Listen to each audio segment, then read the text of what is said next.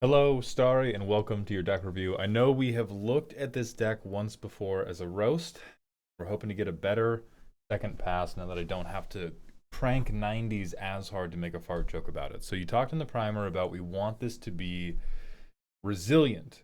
We want it to be an endless wall of bodies that you cannot escape from, much like every neurodivergent person's first experience at the club. And the issue we're having is we can't build up damage very quickly, and we're not actually truly resilient outside of, you said, a couple instances. And I promise I will not belabor the point of the premise too much, but I have been turning that over in my head, and I was turning the idea over in my head since I did the roast of it. And I think a core problem we're having is we are trying to line up like a Dark Souls parry on a game that is far too flexible in terms of how your board is going to be attacked. Because, and I haven't looked at the most recent draft of this deck, but I know the main gist of it was I have reconfigure creatures, they get attached to stuff. I'm moving stuff around my board like a shell game or flickering it to put counters on. I have this modified sub theme, and if you try to kill me, guess what? Reconfigured creature still there. What's up, fucko, idiot, baka? And it relies on our opponents coming after us in a very specific way, and in a way that I'm not sure we can ever be really confident in happening when it comes to a game as broad as Commander, in terms of like what you're going to get out of the game. And I think the drain we're circling around here is it's always going to be very difficult to pull off what is a reactive gimmick in its essence. We're going to try to find ways to make it proactive, right? Where you can use Yannick, move stuff around. I'm here, I'm gone, I'm here, I'm gone, I'm here, I'm gone. We're pooping back and forth forever. But at its heart, this is a gimmick born of if X is done to me, Y is going to happen, and that's going to satisfy me deeply. But X is in our opponent's ballpark forever, and never really in ours. So let that sit in the background of your head as we talk about specific card choices. So we have when another creature you control leaves, if it had a counter on it, draw a card, lose one life. Partners with Yannick on ETB, exile something until Yannick leaves. When you do, distribute its power worth of +1/+1 counters amongst any number of target creatures. And then, what do we have in the deck? So a dork that gets us counters, a special type of counter that's neat, a dork that gets us counters, reconfigure guy, generic good card, guy that can sacrifice itself but will double his interaction, very good card, bestow creature, and then this is the allegedly sexy fox that started it all, right? It's our bestow creatures benefit from him. Do our reconfigure creatures? Yeah, it's an equipment. Okay, so they do. And then whenever Golden Tail Trainer attacks, other modified creatures get +X/+X, where X is Golden Tail Trainer. So he's the heart of the deck, and we want to use him to cost reduce everything in our gimmick, and then get him big to buff our big wide board of modified creatures. Way to guarantee modified creatures, interaction that can modify, recursion that can modify, mana dump. Ugh. Oh, mana dork that where the modified payoff is really not good enough. Thing that can modify. Okay. All right, so we have a lot of engine pieces. Jump scared by the best individual card in your deck. We have a lot of engine pieces. I can see where you're coming from, where we're failing to put a preponderance of damage on board because all of this requires that the ball rolls uphill for a really long period of time. Instance. All right, we can sack a thing for value. We can scam something. We can flicker something and have them come back with counters. That's pretty cute. That's synergistic. Modify something and then shoot a man. Modify a bunch of guys. More scam, more card draw. I question the scam and card draw. I and I'm not confident they are because there's so few of them, but if these are intended to work together, that's really, really precarious. It's really, really precarious, and it's that type of thing where if the if the high variance part of it is the payoff for Golden Tail Trainer, I think we want the rest of it to be a little bit more responsible. That tag's just turned off. I do. No wonder. No wonder. I was like, you're normally very, very good about your tags. I wonder why this deck isn't tagged at all. And it's because I'm stupid. Okay, so we have 6 draw. Allegedly. Very allegedly. Okay, so we have 2 draw spells. And then we have a lot of hopes and dreams. Almost had it. Would die to field. Okay, so these are all just meant to be like, somebody's going to kill my guy. I've got to bring him back. I doubt scams are where you want to be for that. We probably want to be on either reanimation or mass reanimation, especially since a lot of our creatures just like blow donkey ass. Counters. Great card, great card. Acceptable. Acceptable. Great card when we have 2 commanders. Acceptable. Solid interaction. Lies. Acceptable for the counters mode. Solid. Acceptable. Potentially great. Yeah, okay. Politely asking for the cone back. So here's our reanimation right now.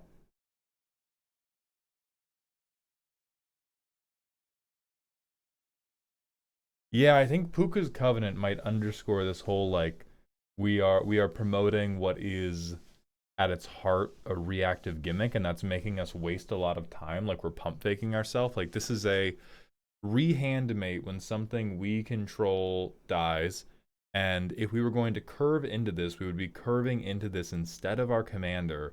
And if we play this when we are ahead, it just like it helps us get ready for a rainy day that may or may not come. And I worry about how many of those cards we put in the deck. Because we're also not, this is not leaves. Yeah, this is dies, which we're not doing out of our command zone. We're not doing we're not doing like a sack for value plan. Like we're really just trying to, how do I get a guy down? How do I modify them? And it seems like, are we only down at like 4 bestow and reconfigure creatures? Yeah, that's really hard for the gimmick.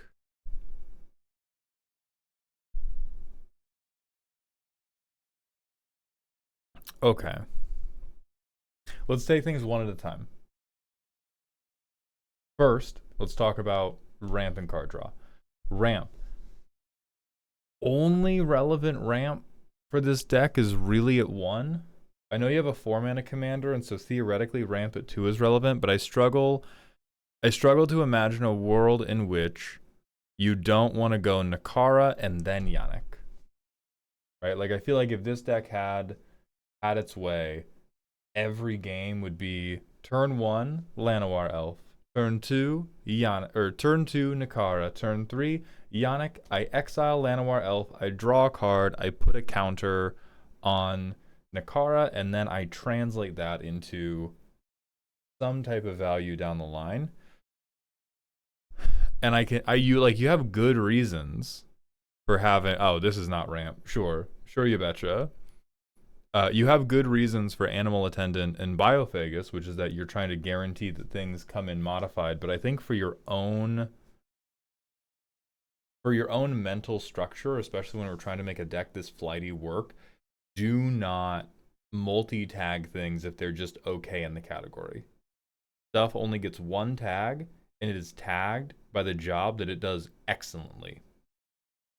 We really want to be harsh on 5 tool players, especially in a deck where like it's if we're having a very tough time making it come together, we have to figure out what our priority number 1 is, what our priority number 2 is, cut everything that doesn't help those, and make sure that we are staying really, really strict. And so if you could tag these under counters and be like, yes, these are still good enough just as counter enablers, that's how I would box them in your head for the time being, because we have to think about how do we make this happen faster. If you're saying it's slow to come up with a preponderance of damage, we can fix that by either making the stuff that creates our damage better, or we can just try to speed the deck up, right? Because pretty much every deck that exists in bracket 2 or bracket 3 is playing slower than it could on purpose in the name of being casual.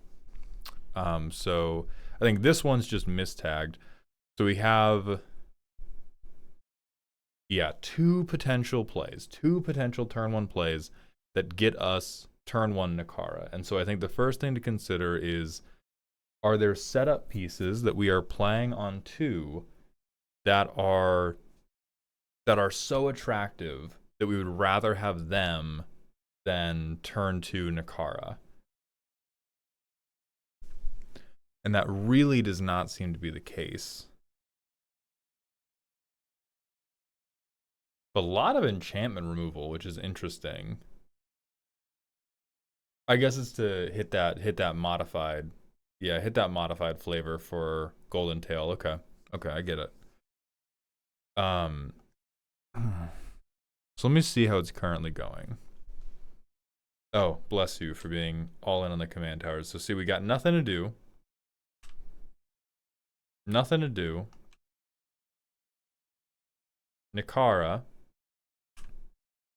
Oh, sorry. It would have been Yannick first.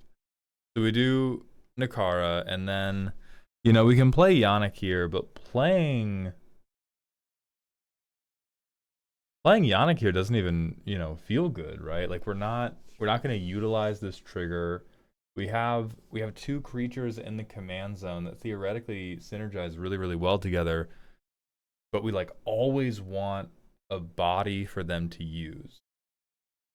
I think that supports the idea that you are now an elf lover. That may be hard to hear. But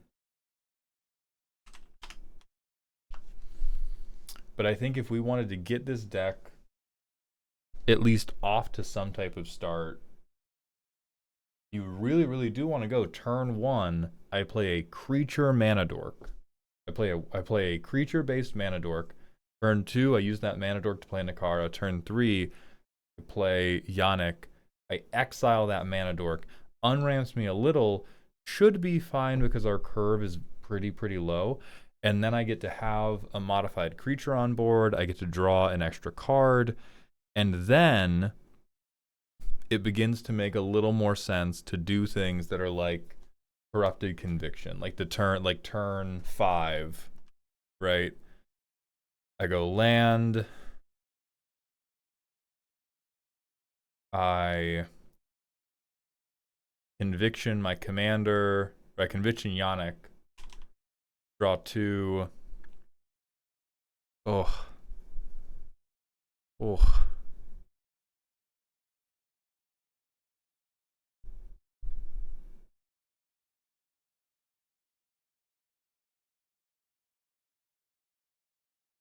So let's just play pretend. Did we hit anything that's ramp, period? No, we didn't. Okay, here we hit turn 1 ramp. I'm going to pretend this is a dork. This is an elf instead. Turn 2, Nakara. Turn 3, Yannick. Counter on Nakara, draw a card. Oh no! Oh, that's much worse. It doesn't work like that, so we can't go for the elf plan, because this is, I have to somehow get a counter on this guy before he would even leave to Yannick's trigger to then get the Nakara. Oh. Okay. So that moves me in the opposite direction from I want to ramp to this as quickly as possible. That moves me towards what creatures could we play on turn 1 or 2 that enter with +1/+1 counters on them instead of entering as just like normal guys, right? Obviously, you have things like Good Fortune Unicorn to set up later plays. Enters with counters in Abzan.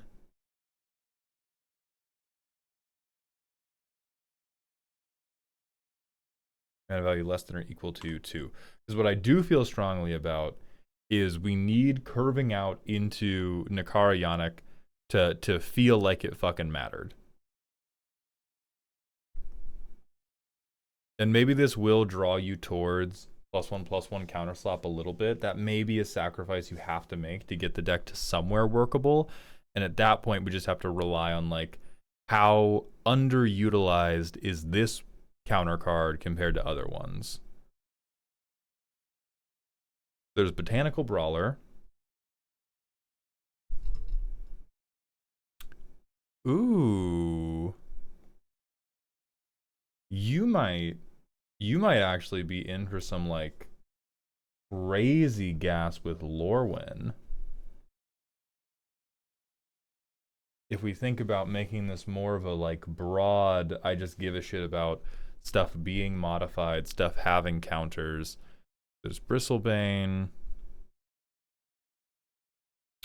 Ooh. Oh, I'm starting to feel something in my loins. Okay.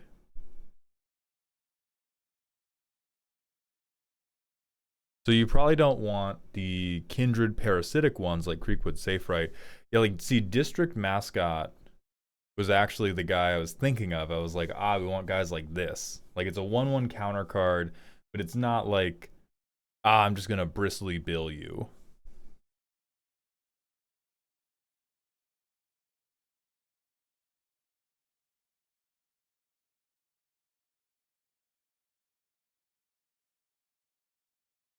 Like Dock Worker Drone's a very bad example of it. Faithful Watchdog's a very bad example of it. And then what can we begin to look at that isn't gonna feel as terrible as doing just straight 1/1 counter slop? It might be Proliferate. You could try Explorer's Cache even. In terms of 1/1 counter cards that are at least going to be more niche, because right now I'm trying to figure out how we create a meaningful amount of damage when we don't have a meaningful amount of creatures, and I'm coming up really short. Like we have a lot of synergy pieces. Well, this is removal. All right, so we have 2 removal, an expensive synergy piece, and then a support piece that's mostly removal. So this is just like the hater hand, actually. It's not hit a land. Who needs card draw? Yeah, see, here's a support piece that's trying to do a counter thing that we may be better off turning into a creature. Because how many creatures do we have total? 22. Yeah. All right. Our win like has to be combat damage. If our win has to be combat damage and we are trying to do like creature-based resilience, we probably need to up this to 30. I don't think there is only one path to getting this up to 30, but I do think you need to invest in creatures that come in with counters. And I think a lot of stuff from Lorwyn is going to be potentially very big for you because there's a lot of stuff that enters with -1/-1 counters, but then you get them off and then they become gradually like better and better targets for Yannick, right? Like you could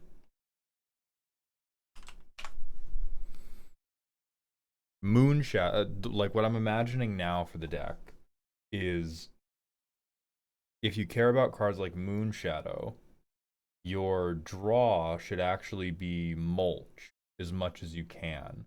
So either the green cards that are going to let you mulch, like 6, I know there's a new instant speed mulch from Lorwyn Eclipsed, or you could do the black mulch spells or the Golgari mulch spells. But if we're on like Fill My Graveyard,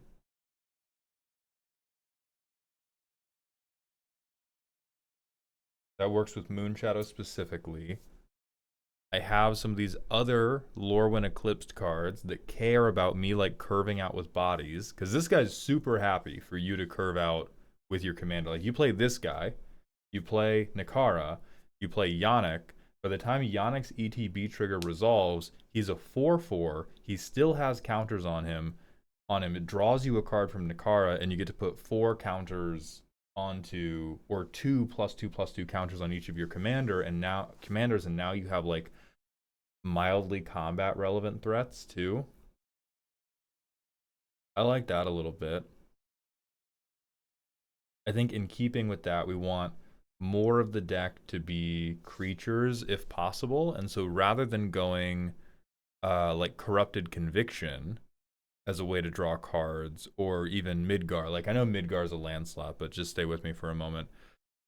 Having the like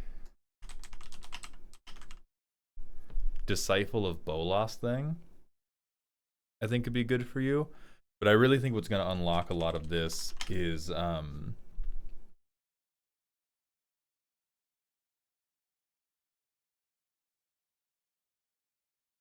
Lorwyn stuff.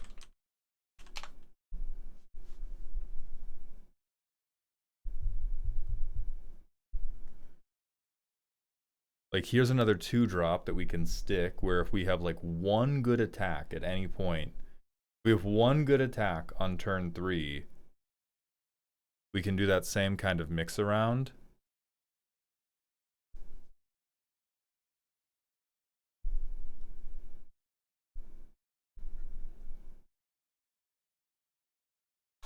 Could you off-nabbed goat?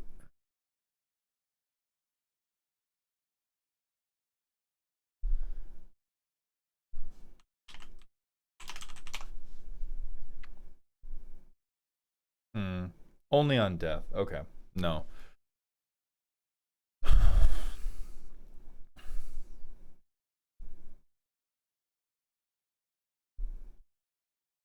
And then I think the last piece of direct advice I'm going to give you, because I'm kind of recommending yet another like grand resculpture of this deck, is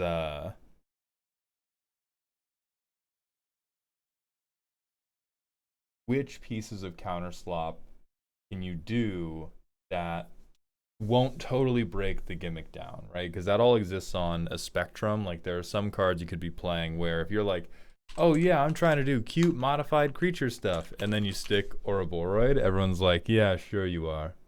Sure you are, buddy. All right. And I think even Bristly Bill falls under that. And I know we hated on this card in the roast when we were trying to stay very, very steep on the vibe.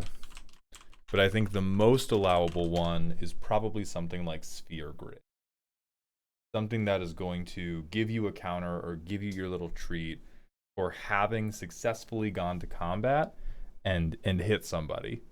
And going like, it's all right, I just got one. Hear me out. Okay? Hear me out.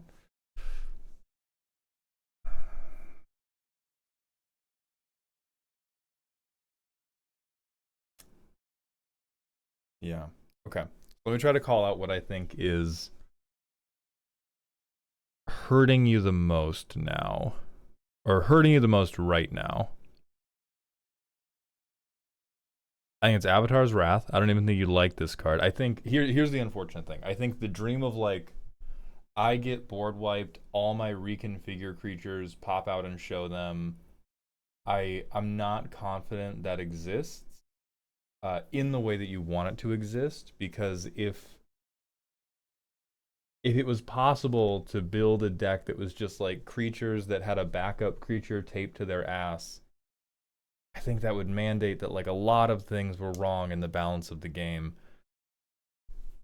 So I don't love Avatar's Wrath because you want to be building up modified creatures, which is like airbending them kind of unmodifies everything.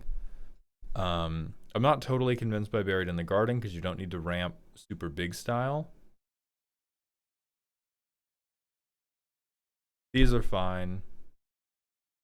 Rock Curse is cute.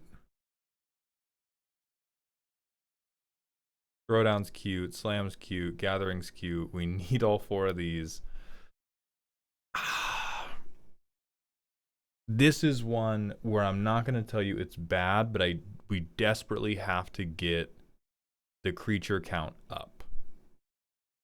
This one I believe a little more in because it puts counters down directly. It costs very little. You could potentially play it on a later turn and just hold the mana to do this like 3 to 4 times. You probably need Ozolith. Diabolic Intent is fine. We've talked about the ramp. I take issue with damn near everything in the ramp section, except for maybe Insidious Roots, which gets better and better if we go on both the mulch game plan and having more creatures in the deck. I think Siege is good, and I think Siege is both good and is in line with that plan of like, I'm allowed to use +1/+1 counters, but I have to get them by going to combat. Really want to keep Unforgiving one. Really like Tyam potentially. Paranation's too expensive, but we're paying this much, it has to be mass. Illicit Masquerade is just too cute, I think. Really like Call the Death Dweller. I also think this is too cute.